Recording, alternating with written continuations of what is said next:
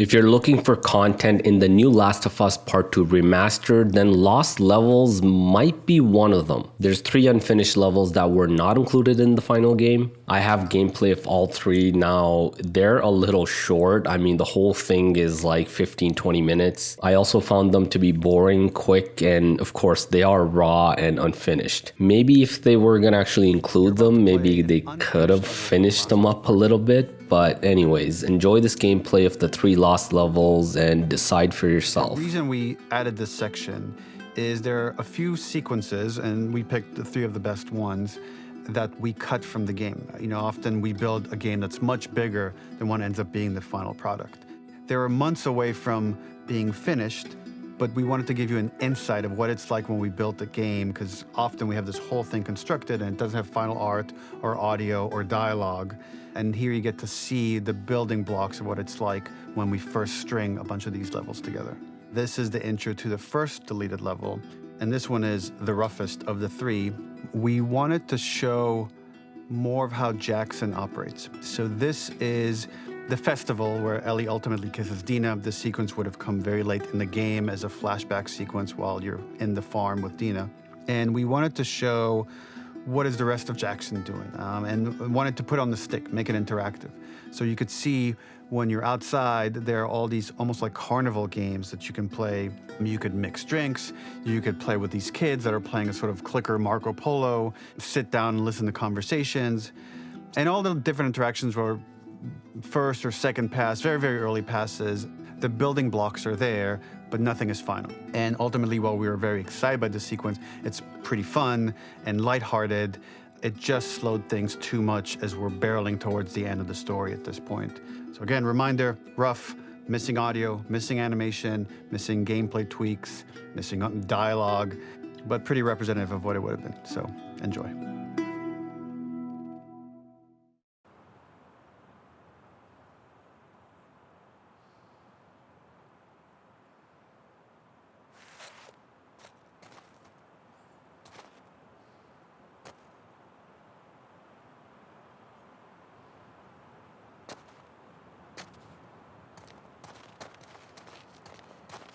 Originally, this level was going to transition us to farm.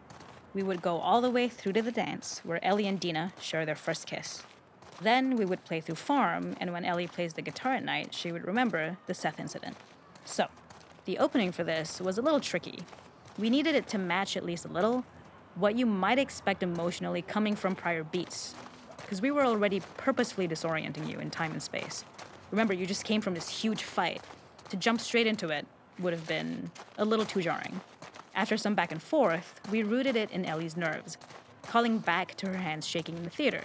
But this time, for a much more innocuous reason we'll find out later. She's nervous because she has a crush on Dina, who is the only reason why she's here at the dance. Something we really wanted to do was highlight the way their lives had turned upside down since she went down this path. We had this idea of recontextualizing all of our usual gameplay mechanics that were designed for really violent ends. The workbench, door bashes, throwable weapons, and even the infected, which is my personal favorite. Peppered throughout the level are moments of levity or shared history, all the while seeing how happy and mundane they all were before her huge revenge odyssey.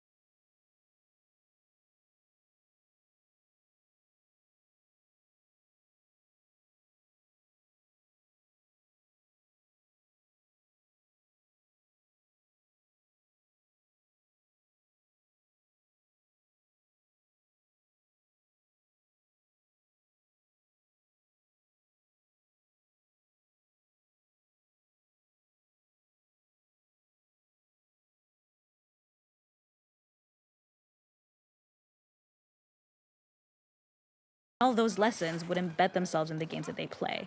When the festival got cut, they tried to preserve this moment and move it to the front of the game where the snowball fight is, as a tutorial. However, being in the headspace of a clicker doesn't really teach you how to deal with them. Eventually, it evolved, and they instead made the snowball fight, which was, I think, way more effective. For me, it's character illuminating that not only does Ellie know this game, she plays along. There's a familiarity with the kids that's really nice to see, especially because it's such a difference from the Ellie we see later, who has a sort of hollow normalcy that she's trying to get with JJ, but kind of fails.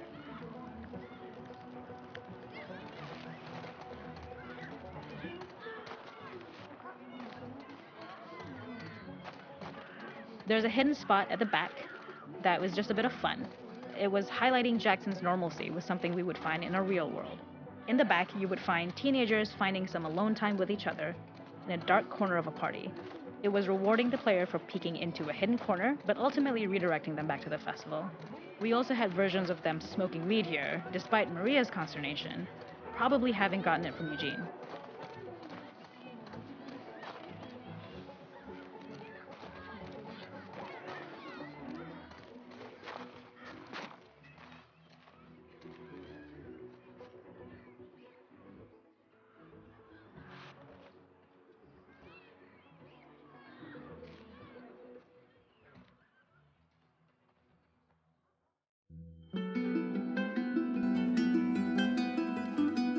In this second deleted level, which is an extended sequence of the sewers in Seattle, this comes on the heels of where Ellie goes into a building and she survives an attack by stalkers and gets thrown out of the window and gets swept away by the current. And then we cut this section that used to be there in the final game. Now you will get to play it. So this was a way to get a bit more interesting puzzles, interesting traversal, figure out how Ellie can navigate the sewers with the fighting current. Ultimately, with a lot of these levels and these sequences, the reason why we cut them were for pacing purposes. But here it is for you in this very kind of raw form that part of it will feel finished, parts of it will feel like assets are missing as far as audio, animation won't be final. But it's a glimpse into what a game looks like when it's months away from finishing. Enjoy.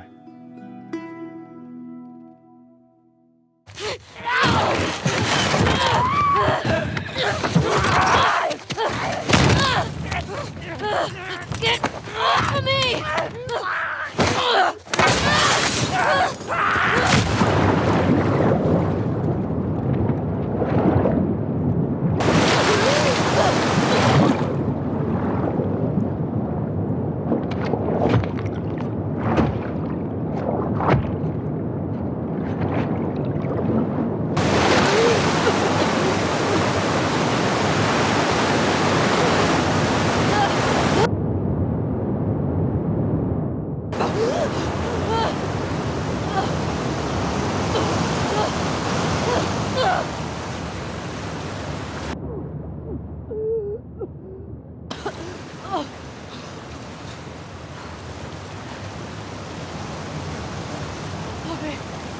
Okay.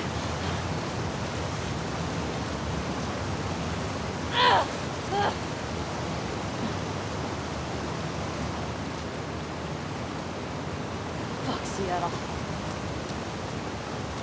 Okay. Where the hell am I? The ladder acts as an immediate goal for the player, but being able to climb out is not going to be so easy. To keep levels interesting and engaging, we alternate between positive and negative values the player experiences. Here, it's a positive to have found the ladder, but then a negative to discover it's not the solution. But then another positive to identify the next short-term goal of the doorway. By alternating between these opposing values, we give players what they expect, but not how they expect it.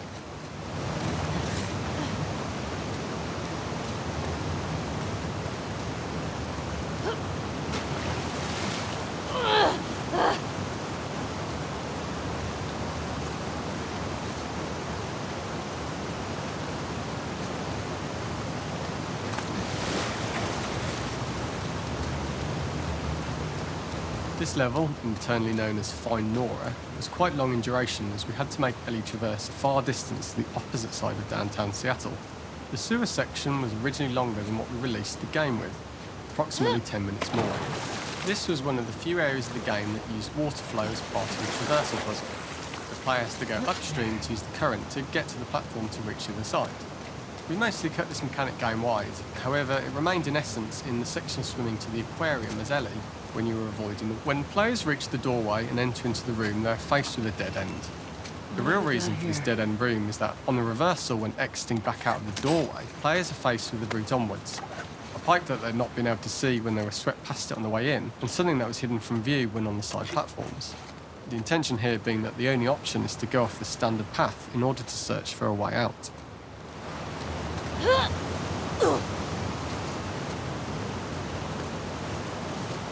Get me the hell out of here. Throughout the rest of the level, we also used light to indicate to the player that they were heading in the right direction. At each, we slowly introduced the player to consider climbing into smaller pipes and crouching in these tight spaces. This is to slowly build up to and encourage the Up player and to out. climb into such a small pipe Just that keep they'd going have to up be and added a out. tiny space just to reward the player's exploration with a pickup item. And we made sure it was something that made sense that you'd find in this area. A canister and all the garbage that had been washed into the sewers from the surface. We loved the idea of making Ellie prone through a tiny, dirty pipe in order to get out, as it was a great opportunity to use our prone mechanic. A unique camera setup was created to support crawling in these pipes, as the standard prone camera is much higher shit, above the Ellie. player. We also created custom collision in order for Ellie to manoeuvre in these tight spaces easily. Initially, the oblong collision capsule around her character caused issues crawling around corners. We put extra effort into the custom corner collision so the movement experience is as smooth as the main game. In order for the player to feel cramped, claustrophobic and desperate, we'd been enforcing the traversal mechanics that allow for a tight environment which promote these feelings. We introduced the use of the squeeze through so that we can keep the player feeling enclosed and tight, but without repeating the same geometry. Here we change from low ceilings with wider walls to high ceilings and tight walls to change up the spatial pacing and keep the level from repeating itself.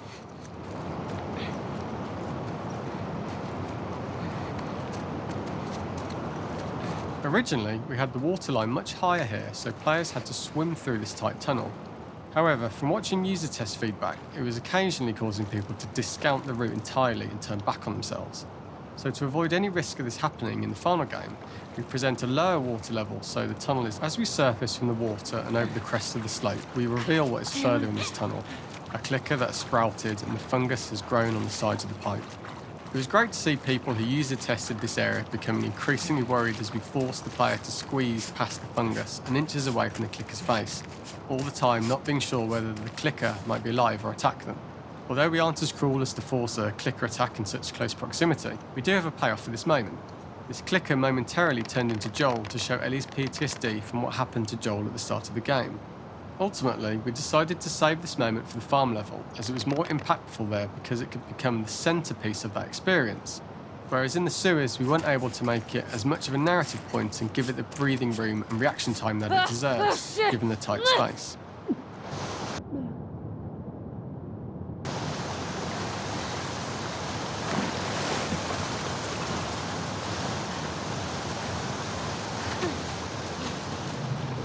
For the final section, we eventually opened you out into a wider area as you traverse through such tight spaces leading up to this.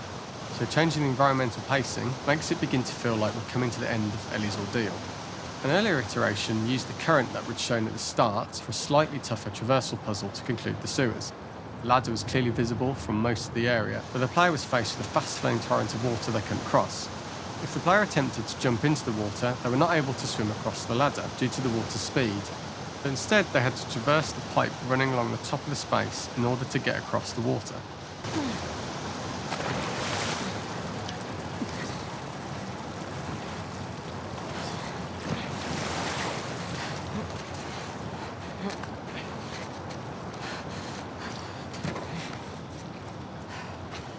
Using this pipe was retained in the iteration we shipped with, as it's the last of the extreme methods Ellie has to undergo in order to escape the sewers, and what she will go through in her pursuit of revenge.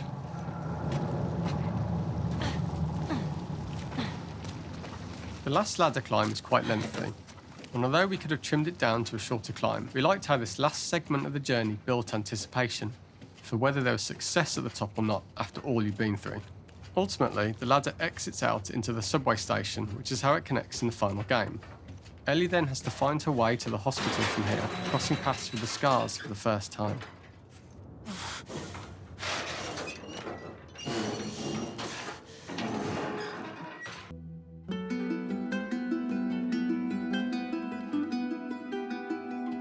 For this third and final deleted level, what we call the boar hunt sequence, this was a sequence pretty late in the game. It was right after the whole Seattle Abby sequence where Abby spares Ellie. And then we wanted to come back into Ellie's story, but keep it a bit mysterious of how much time has passed, where is Ellie now? So we're coming in on Ellie and she's following a trail of blood. And we wanted to mirror in a way the deer hunt sequence from the first game, but this time do it with a boar. And there's something with Ellie that now she can't let go of this violence. She's pursuing it, even against this innocent animal. This was another opportunity to show how the violence that Ellie has experienced, the violence that she witnessed being afflicted onto Joel, is still sticking with her, and she's still experiencing these PTSD moments. This was a sequence that was pretty far along and was cut pretty late in production. Parts of it are still really rough, but the gameplay, the building blocks were all there. I think you'll have fun to see, like, again, a rough, unfinished sequence that you can play. You can see all the way to the end, and including a cinematic that we end up cutting. And the remnants of the sequence ended up being mentioned in Ellie's journal. So this part of the story that we developed still made its way into the game as kind of optional stuff that you could read about, but here you get to experience it. So as a reminder, this is pretty rough, months away from being finished, but you get to see it now.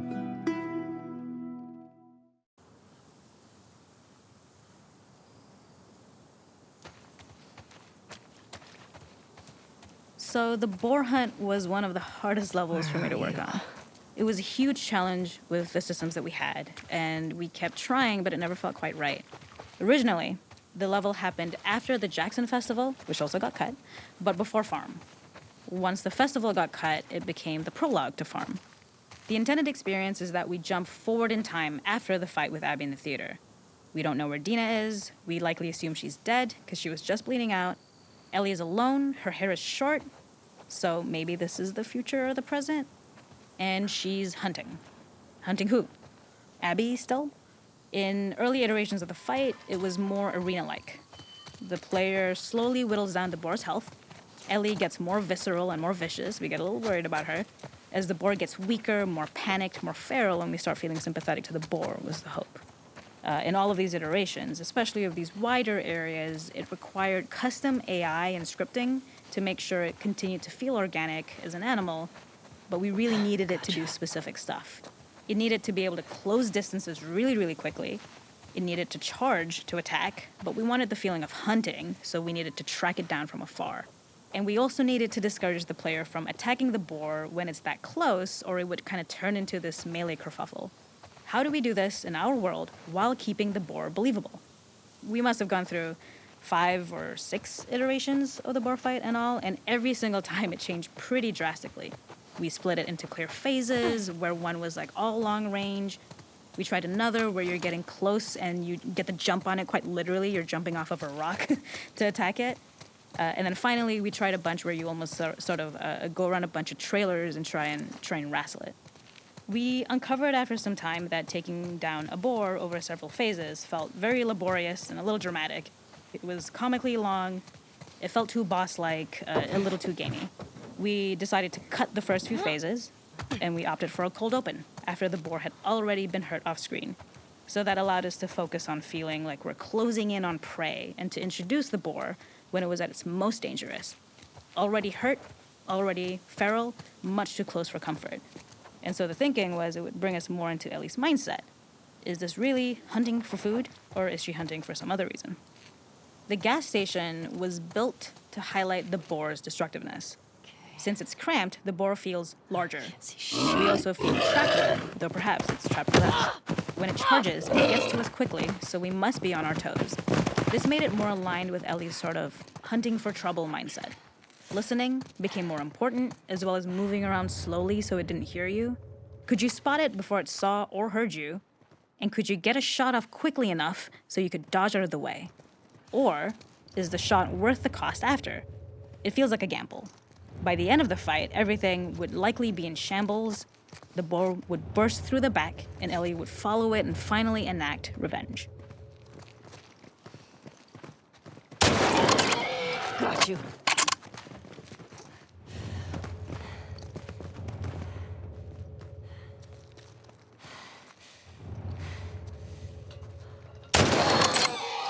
It's over.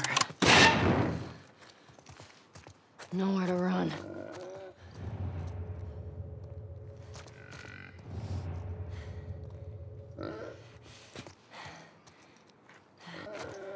The boar kill was supposed to be anything but glorious. With the boar whimpering at the back of the gas station after Ellie's relentless hunt. After this, hearing the drone that we kinda come to associate with Ellie's trauma, we would hard cut to the stream where she's washing her hands and holding rabbits that she hunted, about to return to Dina. And there would be no mention of the boar.